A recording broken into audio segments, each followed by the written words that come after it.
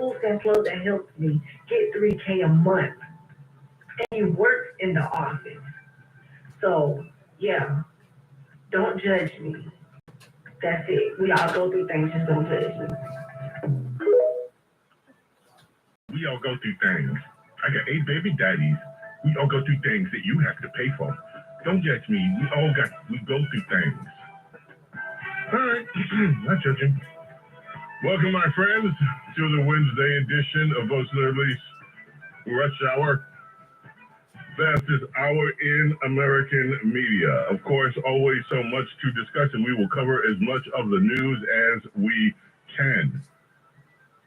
Donald Trump, ladies and gentlemen, AP story pulled it right before the show.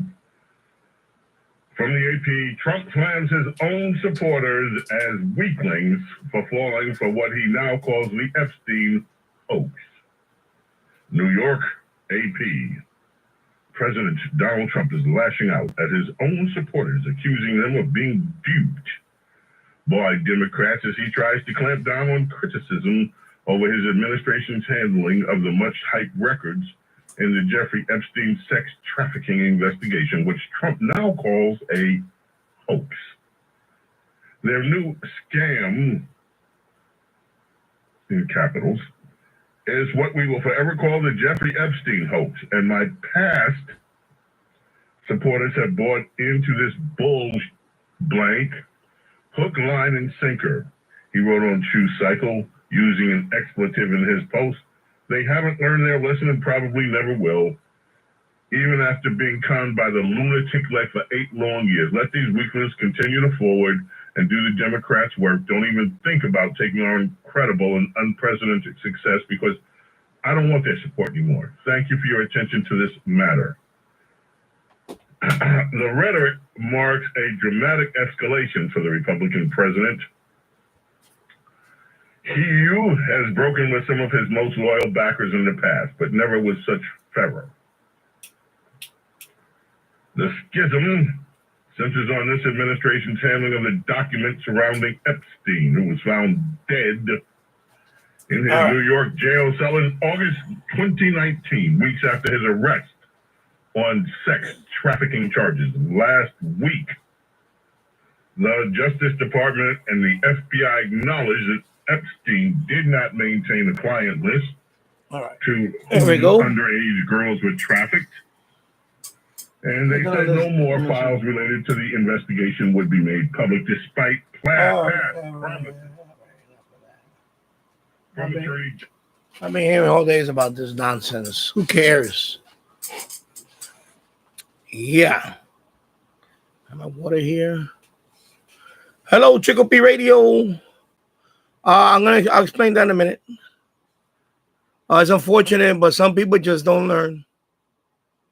And I got fed up. I got fed up with it. Yeah. Yeah. You saw me last night. I was on there.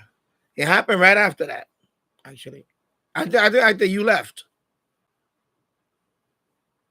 It's unfortunate. Because I put the amplifier in. I was playing around with it. And then I saw you. And then I said, okay, here, take it. Have fun with it. And then you was on for a while. And then you left.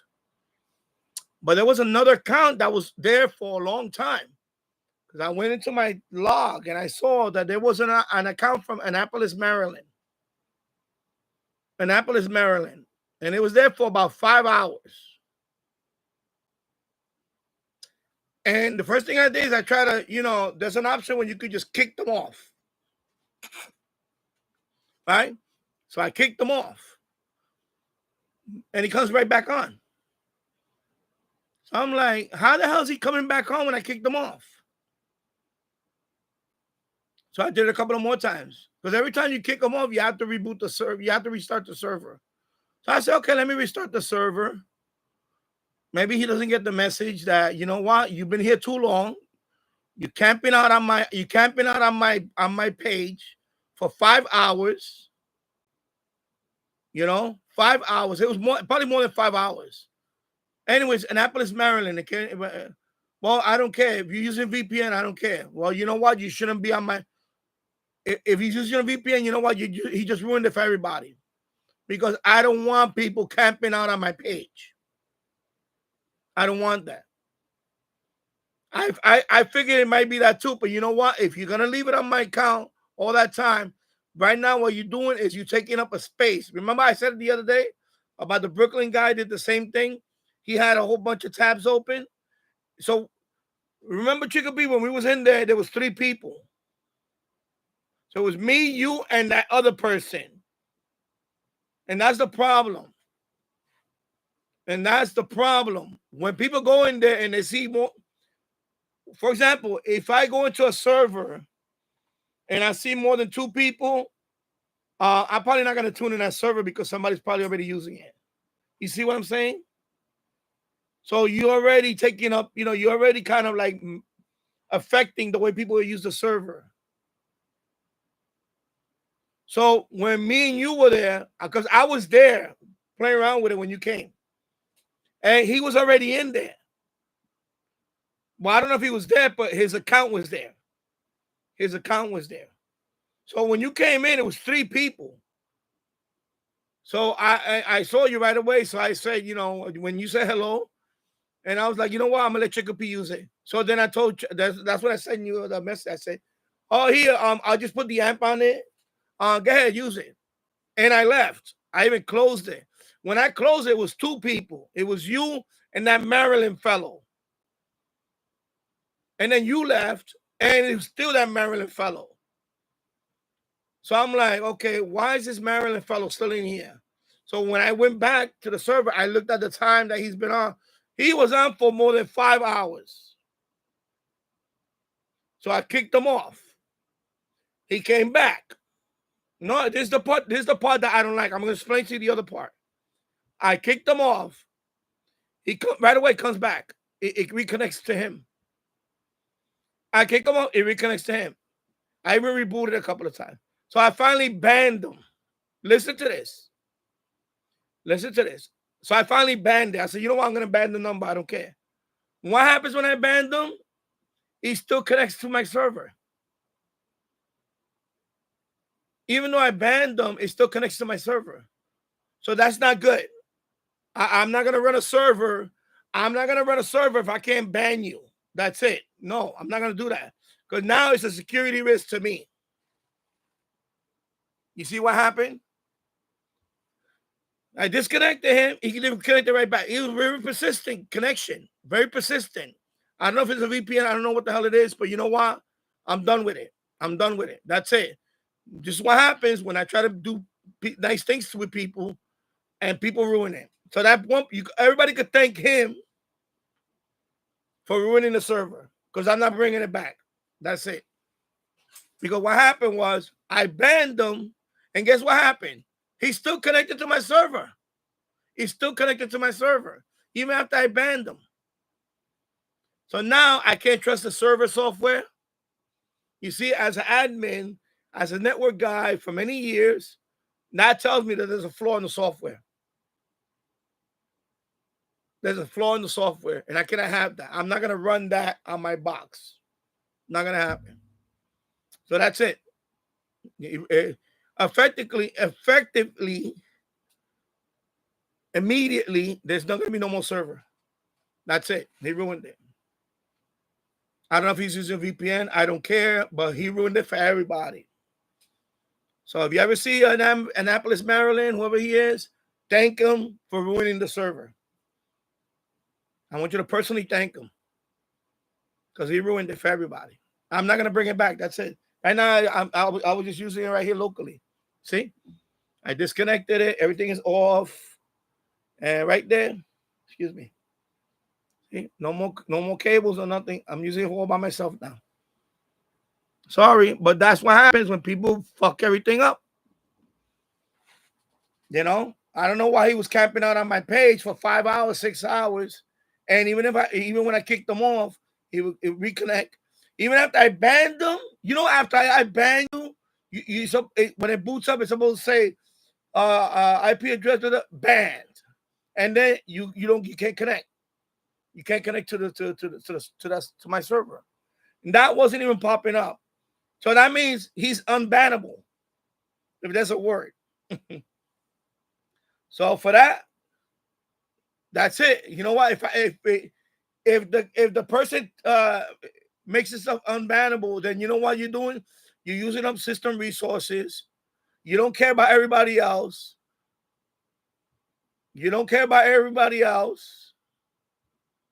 And he just messed it up for everybody else. He just ruined it. He ruined it for everybody. He ruined it for everybody. That's it. Because I'm not gonna run a server that I cannot ban people. I'm sorry. I banned the Brooklyn guy. It went through. He got banned. And he even messaged me. The Brooklyn guy sent me an email a few hours later saying, I'm sorry, that was me. Blah, blah, blah. I won't do it again. But this one, I tried to ban him. He doesn't want to get disconnected. I tried everything, and I couldn't disconnect this guy. So he's running some kind of, I don't even think it's a VPN. I don't know if he's running some kind of, maybe he's running some kind of script that he stays persistent, connected. Or maybe he's refreshing the page every so. Maybe he's doing like maybe he's doing it on purpose. What they call because there's stuff you could do on the web page side, even though it doesn't really do much. For a regular web server won't matter, but this server, you only need one person to control the radio, and every time he's doing that, he's staying on. It's like a refresh type thing. So he keeps staying on. Even if I kick him out, he stays on. I don't know if he's. I haven't booted up today because I'm done. I'm good now. I'm not gonna bring it back. That's it. Okay, I'm going. Plus, this is gonna be my last live stream for the summer. I'm gonna take a long break. Yeah. So I don't know. So anyway, I don't know. I couldn't ban him. And if I can't. One thing about running a server, if my server, if I cannot ban people, then I'm not gonna have the server running, because now it's a security risk. It's a security risk now. So now, for all I know, he could be running a malicious tool. I don't know, but I couldn't ban him. So I say, you know what? I'm not gonna run a server. So they need to FM DX Webserver needs to come up with an update that can fix that problem, because I'm not gonna run a server where I can't ban people. I'm sorry, that's not gonna happen. That's not gonna happen. Because if that's what happened. He, even after everything we talked about, this one person in Maryland had to be online for 5 hours, 6 hours. He's on every day because I see him every day. But I wasn't sure. But then last night, it caught my attention because he was there. He wasn't tuning. Because sometimes I go to the server just to listen to what you guys are tuning. You understand? Like I know who's connected. I could just play here. I'm not tuning. I could just play it and hear what you guys. But this Maryland guy, he doesn't play anything. The Maryland guy doesn't play anything. He just camping out in there. So, I can't have that. Why is he in there all day? Maybe he's trying to hack the server or something. I don't know. So I can't have that. I'm sorry, I can't have that. So that's it. And it's unfortunate. I wanted to share with you guys. But when you got people like this, they ruin it for everybody. That's it. And I know that there's no other person in New York City that's doing this server thing here. I know Tabernacle is nearby and Connecticut, and I enjoyed it. I enjoy having it online, watching you guys tune it. I enjoy that. But when you got one or two people fucking up everybody, that's it. That's what it takes. Sometimes that's all it takes. Is somebody to ruin everything, something free. Now, if there's a way where I can, I think there's a way. Actually, there might be a way where I could give people an account. I think there might be a way where I could give people an account. I have to look into it. And that means I have to give you a password. like a login. But I'm not gonna do that right now. I'm gonna. My wife is off next week. We're going to wait for a week. We're probably going to Niagara Falls. I am going to enjoy my vacation. Plus, I was not going to leave this house during vacation. That was not going to happen anyway. So, but he ruined it.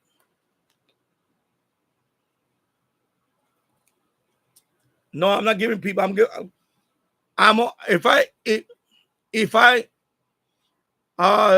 ever do that, I'm only going to give it to people like you guys. That's it. Only my YouTube subscribers and the ones that I know.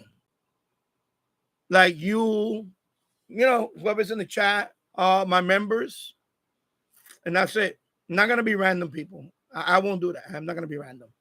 It'll be only of a few people. So you know what? The server is going to, it'll, because I locked it. By the way, I locked it for the last hour. I just locked it. I only had it for myself. But he was still connected. Even though I locked it for me only and I was tuning, he was still on. So I don't know what he's running. I don't know why he's running that he's always on the account, but I can't have that. I made it clear. I said, I don't want people camping on my page all day. This is not your personal radio station or whatever. People don't understand that. People don't understand that this is just for FM DXing. And when people stay on the server, if other people go in there and they see that there's too many people in there, they're not going to want to tune. You know, I want people to tune my server. I want people to tune my server, but if you go in there and there's 3 or 4 people in there, that discourages people from tuning. You know, so I can't have that. And that's the problem. You know, I don't want it to be like, you understand? I have it online. I want people to use it. If they're not going to use it because too many people are in the chat, then it doesn't serve me any purpose. You understand? You know, it's online all day, all night. You know, there's electricity involved here. And people just going in there, chat. No, it's not a chat room thing. I could end the chat room thing and it's still going to be the same thing. And maybe in the future, I might end the chat room instead too. But right now, forget it. I'm done with it. It's too much nonsense with people. People don't appreciate anything good. That's it. They just want to ruin it for other people. And that's it. So anyway, you're going to have your own one day. You'll figure it out. And then hopefully you don't go through the headache that I just went through. You know? I mean, my radio DX took his down already. He only had it for a day. He took it down. I was looking for him yesterday. He wasn't there. So I don't blame him. I don't blame people. You know, forget it. That's why it's you know.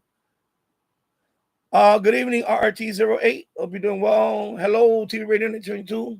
You know, it's unfortunate, but that's what happens. You know, but people just don't. Yeah, but the point is, I can't even ban him. If I would have banned him, that would have been the end of it.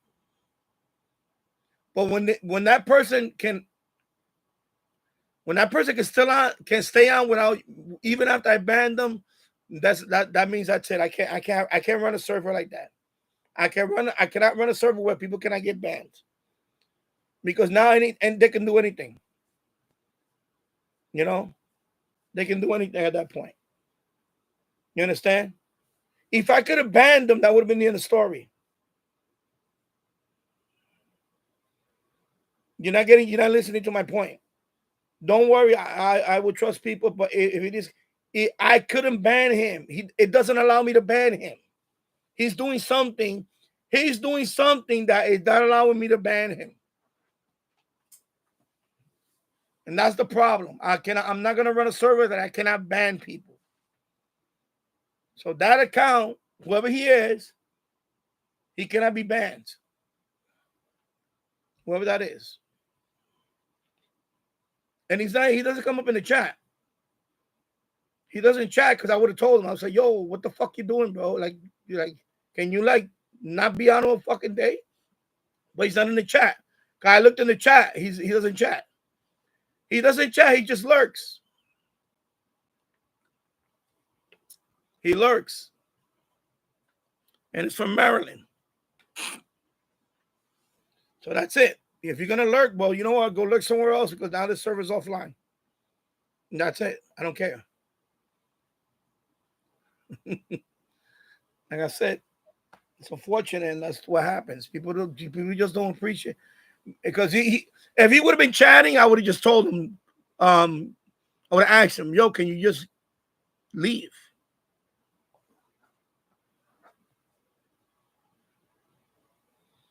Yeah, I know. Well, when I made mine, when I use this one, this is low power one. This is not a big desktop computer. This is all-in-one computer. I think this one, the power supply, I think it's like 250 watts. It's not that big. It's a 250 watt power supply in this one. It might be actually 200. I don't know, because it's all-in-one. And there's no moving hard drive in there. It's just the drive in there is a flash drive. It's the NVMe SSD. That's the only drive that's in here. So this is very low power. This one is very low power. So that I took that yeah. I took that into account when I decided to do this. I was not gonna do this with a older 350 watt power supply. No, I wasn't gonna do all that. I was gonna do it with this one because I have to be mindful of that too, the electricity. Let me read some of the stuff here. So yeah, Chicopee, I couldn't even ban him. That's the problem. That's the problem right there. If I can't ban him, then that means he can do anything he wants. And I'm not gonna let that happen. So he just ruined it for everybody. And that's it. Because I'm not then. Also, by the way, if I can't ban him, then FM DX Webserver needs to come up with an update that I can do that. Because now, like I said, he can do whatever he wants. He can come in whenever he wants, and I can't do anything because I couldn't kick him off. I couldn't kick him off, and I couldn't ban him. So I don't think it's VPN only. Because VPN, what it does, it just gives you an IP address from a server that's not local. That's all it does. So, if I would have banned that IP address, of course, the other thing, once you ban the IP address, he could come back with another IP address. Of course, you can do that. But then I'm going to be doing whack-a-mole. I'm going to ban his other IP address. Because if I see the city, that's it. But I think now publicly sharing it, I don't think I'm doing it no more. I think if I do bring it back in some way, I'm just gonna make. I think I'll give you guys an account if it's possible, and I would just do it like that. But you understand something that when I started this, when I did this, I was skeptical already about the security of it because I hosted web service for many years, and one thing you have to take into account is security. That has to be the number one priority. So if security is not going to be good, then you're not going to want to host. You're not going to want to have something like that open for your network. No, because if they can go from here and then they go to another computer, then that So I just can't have that. So right now, FMDX Webserver right now to me is not secure. That's what it's telling me. It's not secure. So I can't use it. I'm not going to use it. And I don't. And if you're going to do that in the future, I don't recommend doing it on a computer that you'll have all your stuff in there. Don't do that. Separate it from your other network computers. I tested out. It's a novel idea. It's a novel idea. It's cool. But I don't want to do it. I'm done with it. I just can't deal with the idiots. I have very little patience for idiots. That's it. I have very little. I have zero patience for idiots. So that's it. If I like I said, I try to kick them off, it didn't work. I try to ban them, and I say, okay, I can't ban you. Well, nobody's gonna use it. That's it. So, it's a nice idea to share it, but when people don't want to be nice, then you know what? You they lose. Go to another server now. That's it. Go to another server. That's all. That's it for me.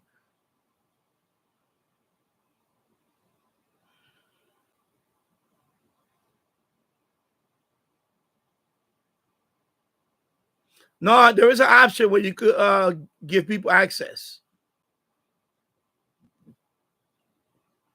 There is an option where I think I can give people access. But I have to look into that.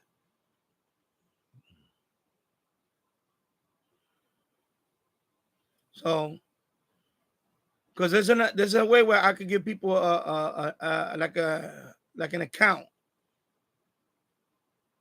or maybe it's not. But I saw that in the admin there is an option where you could anyway, I have to look into it. But right now, the fact that I cannot even ban the account, that to me that's not good. When you cannot ban an account, that means he's doing something that it's probably not, probably malicious. He's probably running some kind of script or something. Who knows what he's running? Some kind of script or some kind of exploit or some kind of I don't think it's VPN, because VPN is just an IP address that you get. A VPN is basically you getting a random IP address from another non-local server. Like if you're what they call geo, if you're being geo block, then VPN is for that. It is secure in terms of the tunneling, but that's what VPN is. And I don't think this is a VPN. I think it's just this guy. He's running some kind of either programming on his end to keep himself connected to my server, or he's running some kind of bot or script. Either it's a bot or a script that keeps him on persistent. Because I kicked him off. I kicked him off. He's back within a second. Okay, it's that fast. I do the kick button. I look at my screen, says disconnected. Not a second later, connected. Disconnected, connected. I kicked him a few times. Connected. I even banned him. His IP address doesn't get banned. It doesn't even get banned. So that tells me he's doing something. I don't know what the hell he's doing, but I just say, you know what? I'm not gonna be a part of that. I don't got time for that shit. So yeah. I'm just skipping right now. Let me see. So yeah, so that's why I shut down the server. So I don't think it's a VPN. I think he's running some kind of script or bot or a program on his end he's trying to stay connected all the time. And the problem is that the purpose of my server is not for you to be connected all the time. Now, he might try to be connected all the time because maybe he's trying to do something else. Maybe he's trying to do because there is something called brute force attack where you can run a file and try to get, crack passwords and all that shit. But I don't know I don't know why he's on my server all the time. Since yesterday. It was not only yesterday, but the day before yesterday, I noticed Annapolis, and I'm like, okay, then I said, no, I can't have that. So now, of course, I could have rebooted the internet, and that would have been the end of it. And I'm gonna do that tonight anyway. I'm gonna reboot the internet, and that'll change the. I don't want to do that because my son is upstairs playing, and my wife is watching a movie and all that. But I'm gonna reboot that too. So that's gonna end that IP address.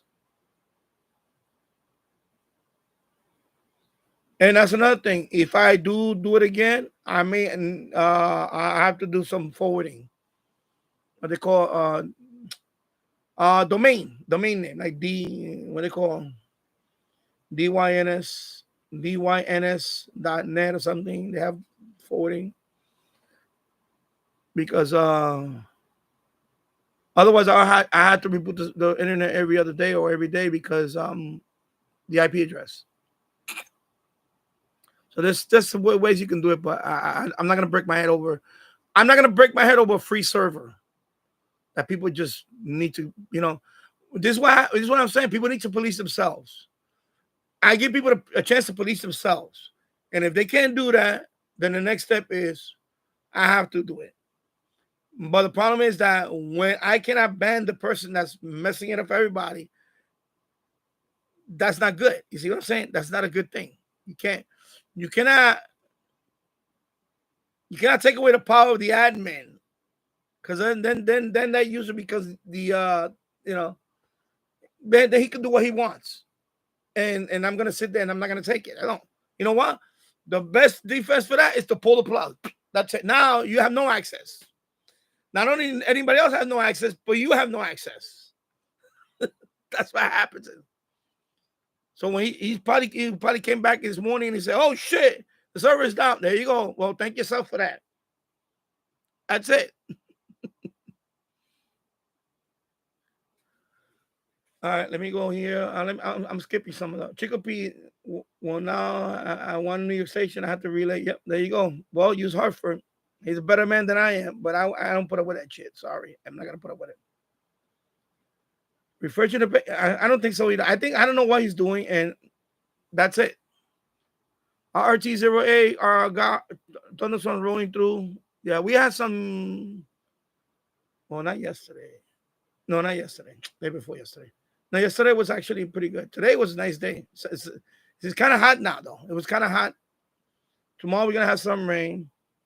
I was gonna power wash today, but it's too hot out there. It's sticky. So I'll probably do the power wash. We're looking into going to Niagara Falls next week. We're gonna drive up there actually. Because my wife is off next week. She was mentioning it, but I said, "Oh, well, let's go to Niagara Falls." It's already July 16, man. Time is flying by. Time is flying by. It's July 16 already. Halfway through July already. Before you know, August will be here, and then that'll be it. Back to school in September. So.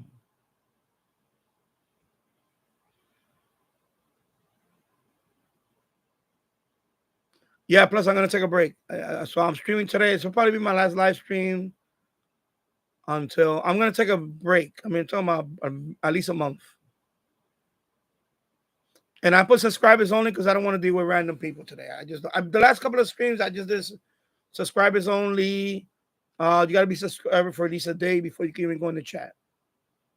Because I don't want to deal with idiots. My patience is very thin with idiots. In fact, my patience is 0. So I don't know if it's a full moon the last few days or whatever it is. That's it, and even the whole Anthony thing. It was already wearing me thin with the people coming there and not being appreciated, not appreciate things that what I do here. I'm gonna take a break and then I'm gonna decide what I want to do with this channel. I know I said that a year ago this time that I said there were gonna be big changes, and I put it off. I put it off for a bit. I did bring the member thing a little over a year ago, and that was okay. Hasn't been that good, but I'm really thinking about going to another channel. Let this one just, even if I lose monetization on this channel, I think this channel's already to the point where I don't want to be on here all the time anymore. I'm really thinking about that.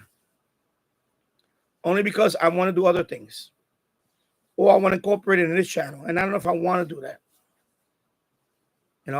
So I'm going to take a break and I'm going to think about what I want to do with this channel. I want people to look at my old videos and share them.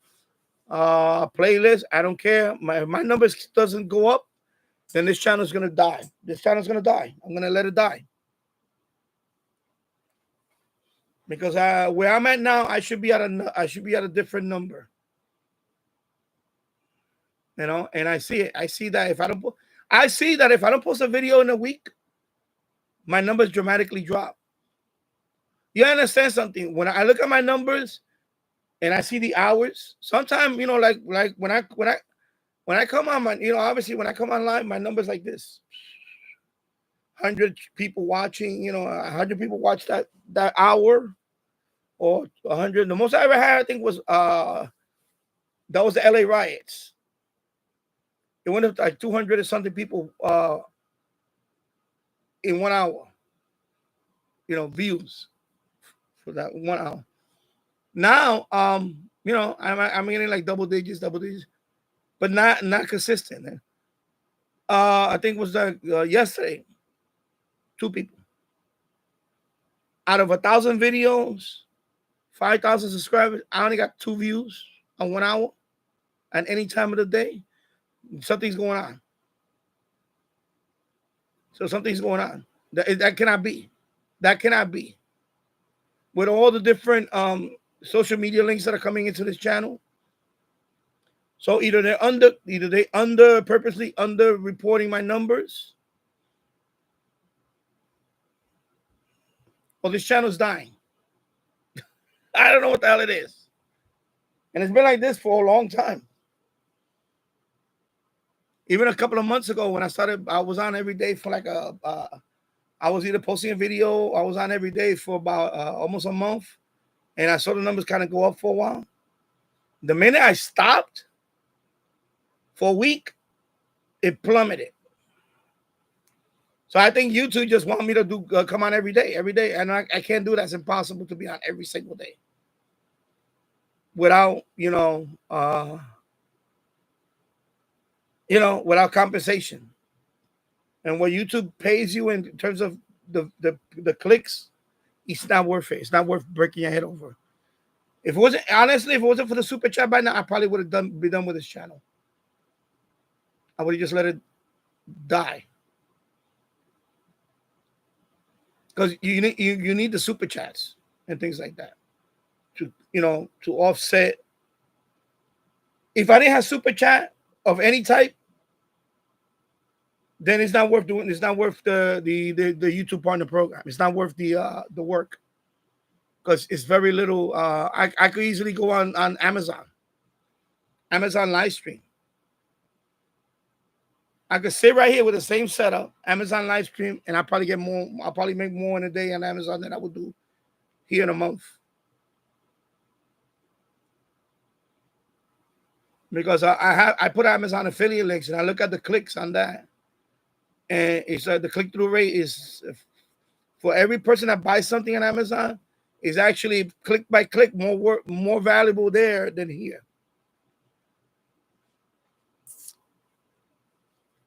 With less work. I just ate some, sorry.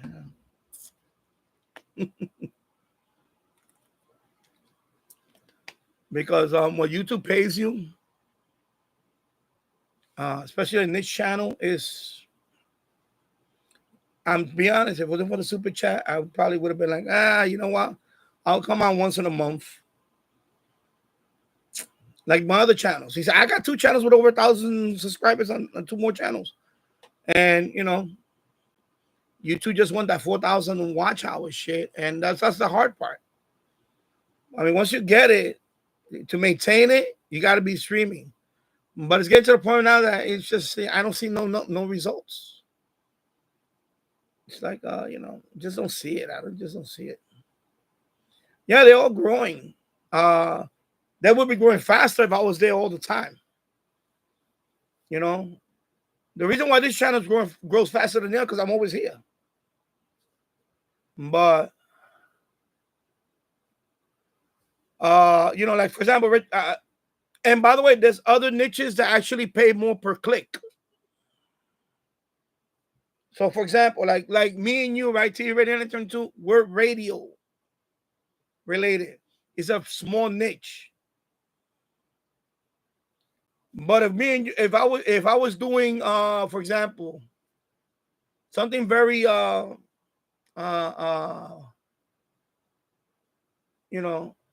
mainstream, like the product review channel, right? That's just products or services. That one, you get more advertisers that's related to that. And that one people click more because they can relate to that. Over here, like if you know, like I don't know what commercials you see from here, but like for example, when I watch, you don't get radio ads. I don't get radio ads when I go to some radio channels. I get ads that are not related to radio. So those are not gonna do well with a radio audience. So that's another reason why, it's hard to make money on a radio related channel. It's just hard. Like for example, Jill's, he's on Saturdays, right? When I used to go to his live stream, the ads that he gets, they're not related to radio, right? If I remember, same thing here. The ads that you probably see here are not related to radio. So you're less likely going to click on them anyway. So you see what I'm saying? So it's not. So this is like, in other words, this is like the worst niche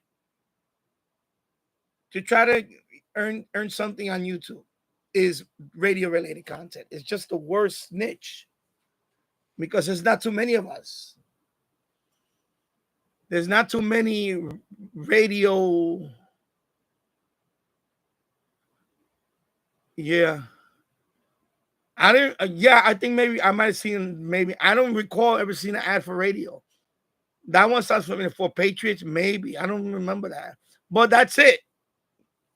So there's not going to be any radio. Now, for example, crypto. I'll give you an example like crypto. Danny Finance. If I were to get monetized on that channel, I think that channel will do a lot better in terms of monetization than here. Because people go there for the money, financial stuff. Gold, silver, all those things. I'll get all those ads, credit card ads, debit card ads, bank ads. I will get the bank ads, interest rate and all that. Like for example, Chime. I have Chime. That's one of my debit cards. Is Chime. So I will get those ads. That's how I found Chime, by the way. It was through an ad. Yeah, it's getting to that point where I might have to that's what I'm thinking about, like I not that I want to talk about him, but for example, his channel, Jill's, he has two channels. His number one channel is not the radio. He actually has multiple channels, but his number one channel that makes the most money is not the radio channel. It's the tech channel. His tech channel has over 100,000 subscribers. I mean, you know that, right? So we know that. So that's the one that he makes the most of his revenue, right? And then the Shortwave channel, he comes on Saturday and he gets super chats for that. So that's what I'm thinking about. I'm thinking about just go back to another channel, focus on that channel. Yeah. I was at one time I did subscribe to his Czech channel. That was a long time ago. But he does have it. So yeah, because I'm that's why I'm you guys out there, the guys that are the radio guys. I don't know if you monetize yet, but I noticed that I already kind of gave it the old try for about a couple of years. And I think it's getting to that point where but I'll think about it. I'm gonna really go. I'm going on vacation anyway, and then I'm gonna take a break, and then I'll think about what I want to do. So, I'm not gonna delete the channel. I'm not gonna do nothing foolish like that. But I see the numbers. It's just not there. Not there. It's not there for like some kind of in other words, for the work I got to do here, the reward is not that great, other than talking to you guys. The best reward is talking to you guys, but I'm talking about in terms of like, time and money. Then Hello, Gary Graham. I hope you're doing well, my friend. Hello, James Foley. I hope you're doing well. Art Dot. What kind of antennas do you have? I have a few of them. So for my HF, actually for my amateur radio, for my amateur radio, I have an NFET. This one right here. He's an NFET. It's 80 feet of wire going into sloper onto a tree. The branch is about 30 feet off the ground ish. It's a sloper, 80 feet of wire into the other end of my backyard. And then the coax is 75 feet of LMR 240 coming into the basement. So that's for this one. That's for my, amateur radio transmitting and all that. Now I have an MFJ 1886 loop for receiving. MFJ 1886 receive loop antenna here. Of course, over here is not connected. It's an MLA 30. Another loop antenna I have there. Of course, I have a disc cone for VHF, UHF, but that one is not connected down here. It's connected to the second floor. I'm eventually going to bring that one down because I'm in the process of moving all my radios down here. So that one's from VHF, UHF listening. I do have a couple of other loops. I have another modified MLA 30 outside. I have a U loop over here on this side of I have quite a few antennas. That one is a fiberglass antenna is right behind there for 2 meters, 70 centimeters. I need to put that one on the roof. Of course, FM. This is for FM receiving. This is a folded dipole in the shape of a horizontal double loop. It looks like a double loop. So this is for my FM listening, FM DXing. What else? I think that's pretty much, I covered all the antenna. Of course, I have a TV antenna for my television. It's the RCA. It's this one right here. For television, I have that over the air. Right there. The RCA AN75. Now on the roof, that comes down here, connects to this TV for my over the air.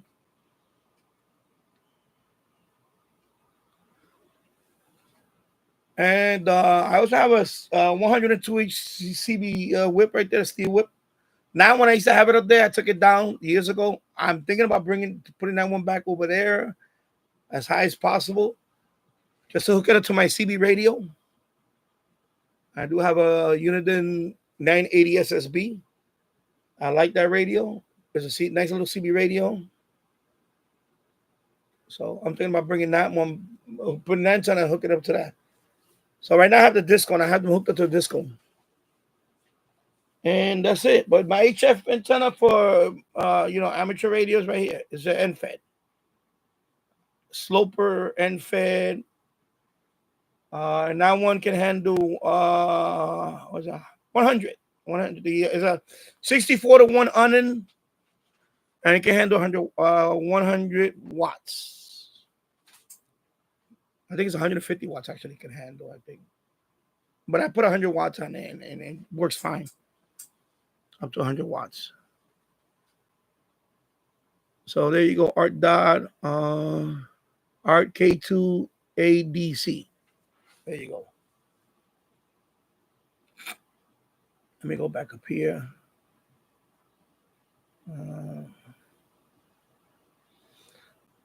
Well, I don't think I'm going to do the server. I don't think I'm going to bring it back. But there is an option, I think, where you could create an account. But the thing is, if I do that, I'm not going to create like a whole bunch of, I'm only going to create an account for a select few people. But I think at this point, you know what? People already listen to it. Of course, my plan was not to leave it on all the time for months at a time. That was not going to happen. That was going to be for a couple of weeks. I was going to leave it for a few more weeks. Just for the summer, basically. And that's it. I don't know how people can do it all day, all night. You can if you have a solar backup thing and, because right now, honestly, our utility rates are crazy here. There's even well, I don't want to talk about that, but there is some kind of been hearing on the news they want to increase another. I don't know if it's 10%, because our utility has Con Ed, and I mean, don't get me wrong. When we have power outages, Con Ed usually responds very quickly. They're very responsive. Unlike the horror stories I heard in other places, where there's a power outage, you for example, Long Island, Loco, they have another company now. I know in Long Island, like when the power goes down, sometimes they be out for a week. That hasn't happened here. Knock on wood. I think the longest power outage we had here in Westchester County, especially here in Yonkers, was 3 days. 3 days. And that was a few years ago. And 3 days. And it was like in the middle of the summer too. It was hot. But we was okay. You know, of course we managed. It was okay because I have a generator and all that. But still, 3 days. Some places out here a week, or more. But, and Con Ed usually pretty good on that. So I know we pay a higher utility than some places, but they are pretty responsive when it comes to disasters. They're very responsive. So knock on wood on that.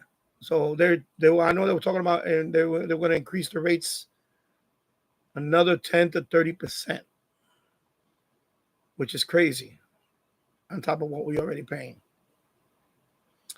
Yeah, so I wasn't going to leave it out for long. I wasn't going to leave it out for months at a time. It was not going to happen. I wanted to try it out. To be honest, I wanted to try it out too. And at least listen. And I don't want people to be upset about it and be sad about it. No, you got to hear it, right? You got to play around with it. So now you know what I hear here, and see, to me that was the goal, is for you to hear what I'm hearing here. Now what you know what I'm hearing here, and say, okay, now I see why your New York City band is crowded. Yeah, exactly. And that's it. It was not going to be on. I was not going to have it on for months and months and months or years. That was not going to happen because, I want to use this computer for SDR. I do want to set up online SDR though, at some point, but I need to figure that one out because the problem is that I don't have a Kiwi SDR, and I never done that before, and I want to make sure when I do that is done correct. So that I'm looking into an SDR because, I want to share the, of course SDR you're not gonna be able to share FM, but I want to be able to share the medium wave and shortwave, and we'll see. I'm gonna look into that. I'm still gonna look into that. So, T-Rating 1972. I always wondered how people can have a server all day, especially with the amount of electricity and bandwidth being used. Nevertheless, I'm thankful they exist. Also, a lot. You could also do like a laptop. A laptop is very low cost way of running a server because a laptop has the battery, so that's your battery backup, the laptop battery. And laptops are very low power. They don't 1 to 200 watts. Actually, a laptop is a lot less. A laptop is like 90 watts or less. I've seen power supplies like 65. I have a computer right here, an old computer. Where is it at? It's up there. It's a small form factor, and it has the power supply like the laptop power supplies. And that one, 90 watts. 90 watts. That one. So you don't when people use, like, especially something like single, it's not a high-end web server where you're getting a lot of web traffic and all that. If it's something like an internet radio station, this is like the equivalent of an internet radio station. You're just playing compressed audio. Of course, at the highest bit rate, 320 kilobits per second. Doesn't take a lot of power.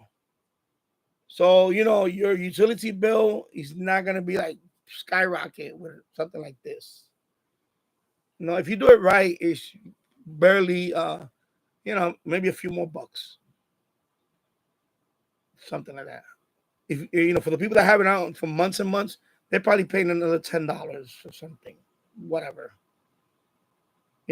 Because most of the time also it goes on idle. When people are not on it, the computer goes on idle, so it's less power. He's not always cranking out the especially for something like audio. You're not hosting video, you're hosting audio, the radio. So it's very little. It's very power is almost minimal compared to other types of servers. Like a video server, when using more processing power, that's gonna probably generate more heat. More. But something like a one station you're tuning in. I saw a little flickering there. I hope I'm not breaking up. A laptop. You could even I could even use the old netbook. I could have used the netbook. I have an old netbook, but it would have been too slow. But this one, all in one, this is not that. None, is very minimal. How you say it? Power requirement. This probably is about 100 watts, I believe. I have to look into it, but it's not. It's not like this one. This one that I'm streaming right now, the power supply on that one's 350 watts. Because that's a gaming PC. This is a all-in-one. Not even a mechanical drive. It's just a SSD in there. Very quiet too. It's quiet. You can't hear it. It's quiet. So we probably use laptops. They use a computer like this. Those small form factor computers are very low power. People use stuff like that. All right, so that's why. I think most people, it doesn't really. It's not like, for example, these servers, the rack mount servers, those are power hungry. Do Xeon or Quad Xeon. One of them has 256 gigs of RAM, rack mount server, very noisy. That one has two 750 watt power supplies. So those are power hungry. Those I would not run all day. First of all, I wouldn't be able to sleep because those things they sound like jet engines. Plus the power bill on that thing would be ridiculous. Yeah. Yeah, yeah, I certainly want to use it. Yeah, when I go on other things, I go in there. If I'm the only one there, then I use it. I close the tab. I stop playing and then I close the tab, and that disconnects me from the server. Exactly. But practice etiquette, good etiquette. The problem is that some people are just obnoxious. They go there, they open up the tab, and they leave. They walk away, and they leave it like that. And in this case, I couldn't even disconnect them. So he's running some other stuff. Maybe some malicious tool or something. I don't know. Maybe he's trying to get into the to be honest, I don't know what he was doing. Because the weird thing about him, he was never in the chat. It was just, and I don't recall him tuning. It was just that it was always there on the connections. Because the logs tells you who's connected, who's not connected. He was always connected. And even if I try to disconnect him, he would come right back connected. So for all I know, he's probably running some kind of tool trying to get into my server. Trying to, backdoor into the computer itself. Who knows? So I can't have that. And the fact that I couldn't even ban him, that makes it even worse.